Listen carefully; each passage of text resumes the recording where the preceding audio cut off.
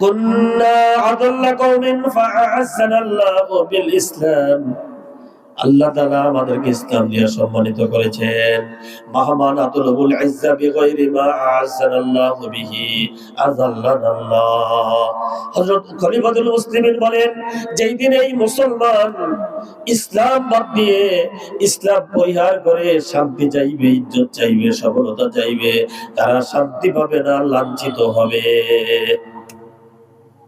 কারণ আল্লাহ তাআলা গোটা মানব জাতির সফলতা, ইজ্জত আর কামিয়াবি রাখছেন ইসলামের মধ্যে। আল্লাহ আল্লাহ আল্লাহ, ইসলামের মধ্যে আল্লাহ। এই মুসলমান যদি ইসলাম মানতে শুরু করে, ইসলাম মতো চলতে শুরু করে, আল্লাহ পাকের প্রতিশ্রুতি, আল্লাহ পাক দুনিয়াতে তাদেরকে প্রতিষ্ঠিত করবেন, দুনিয়াতে ইজ্জত দিবেন, দুনিয়াতে কামিয়াব করবেন, দুনিয়াতে বিজয় দান করবেন।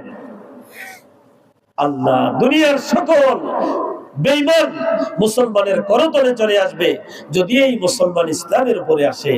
এই ইমানদার যদি পুরা দিনের উপরে এসে যায়, আল্লাহ পাক মুসলমানদের কি সফলতা দিবেন, বিজয় দান করবেন। এই মুসলমানদের সফলতার জন্য, মুসলমানদের কামিয়াবির জন্য আসমান থেকে ফেরেশতা নাজিল হইতো। বদরের যুদ্ধে ফেরেশতা নাজিল হলো, উহুদের যুদ্ধে, হুনাইনের যুদ্ধে। এইভাবে মুসলমানদের সফলতার জন্য, মুসলমানদের কামিয়াবির জন্য আসমান থেকে সাহায্য আসতো। আসমানের বাহিনী ফেরেশতা নাজিল হইতো মুসলমানের বিজয়ের জন্য। কিন্তু আজকে এই মুসলমান লাঞ্ছনার শিকার, বঞ্চনার শিকার, বিপর্যয়ের শিকার, ইসলাম ছেড়ে দেওয়ার জন্য।